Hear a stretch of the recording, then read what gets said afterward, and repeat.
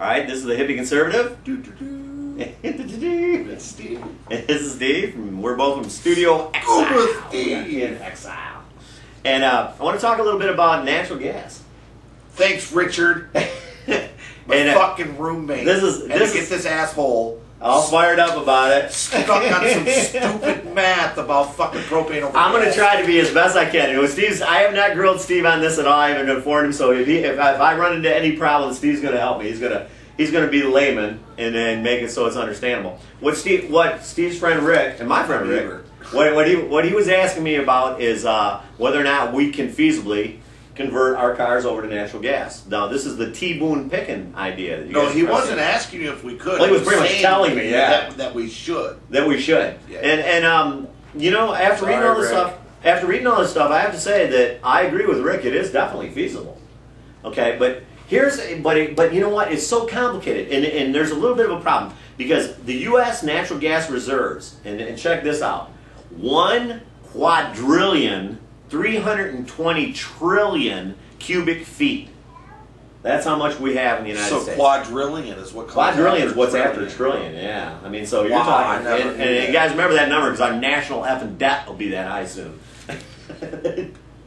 But anyway, but here's the problem: is more money. Yeah, that's worked so far. Here, let's not get distracted here. Okay, here's the problem. Number one, it takes 100 cubic feet to equal a gallon of gasoline. And the reason is because of the BTUs in it, and also because you have to compress natural gas to make it liquefy. Actually, to be truthful, just so you know, it's about 93 cubic feet. Yeah, it is. It's about 93 because actually 100 would actually be 1.2 gallons. But I'm going to explain why I just went ahead and rounded it that way. Because petrol, regular gas, has 138,000 BTUs, and that's pretty much like its explosive capacity, the amount of energy that's contained inside of it, British thermal units. That's when it's burned off. But that's about how much energy you can get out of it. Now, natural gas, 100 cubic feet, is only 100,000 BTUs. So you actually have to have a little bit more, so it would be closer to being equivalent. In other words, what it is that it's about 38% less. And if your car got 24 miles per gallon on a regular gallon of gas, you'd only get about 16 on natural gas because it just doesn't have the energy. No, it's the same. It's the same way. 18. Well, you know, 16, 18. But I just got to bust your balls on the math because I'm doing it in my head and I'm like looking at your. Well, wait a minute. Okay, because it's one third. All right, I'm gonna give you a hard time on it. 1/3 would be 8. 2/3 would be 16. 3/3 would be 24. So it's 2/3 of it would be.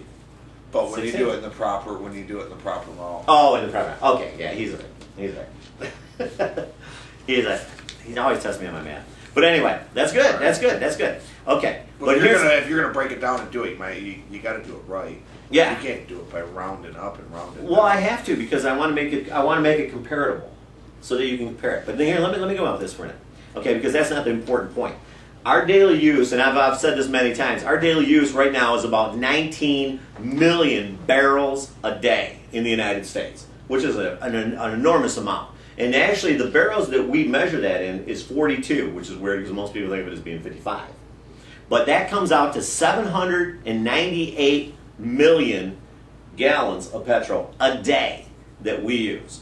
Now remember, we also had that 1 quadrillion, 320 trillion number. So when we break it down to it, it turns out that what we can run on the natural gas reserves we have right now is 16,540 days, which would be 45 years.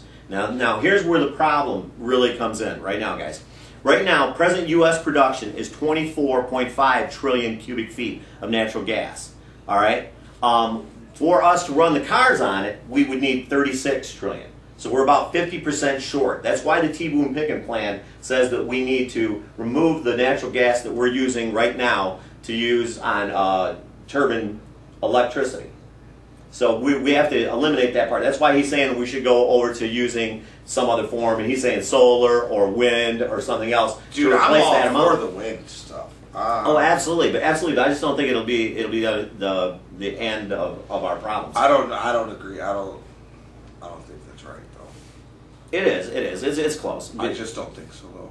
That's just my opinion. Well, if you combine both of them, if we went to the 36 trillion per year, it would end up being 37 but years. this is just a reserve. I have a calculator. This isn't about the calculator, though. This is this is just the reserves. This isn't for how much more that we could pull out of the ground or harvest from what's here. No, that's now I got these statistics from the DOE, the Department of Energy, and that's the known reserves that they have that they've ever found. The geologists and they figure. That's not to say that they can't punch and find more. No, it's not to say that there's not more natural gas pockets. It's not, but that is offshore by coal.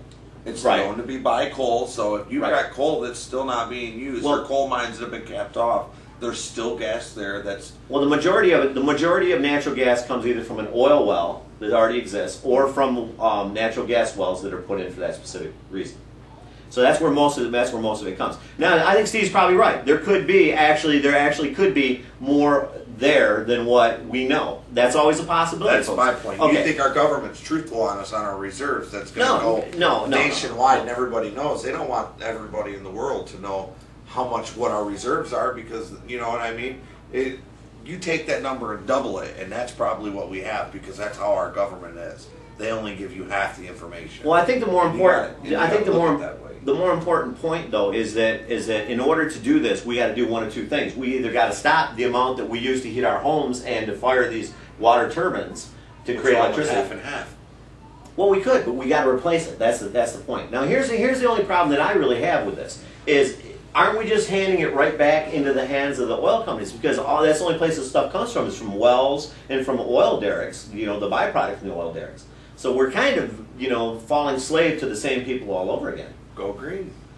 I actually have an answer, and you know what? In another show that we do, I want to go over it, like biodiesel and our biofuel actually that comes from algae, and we'll go over that one day when we do another program. But the bottom line on it is I think this is actually doable.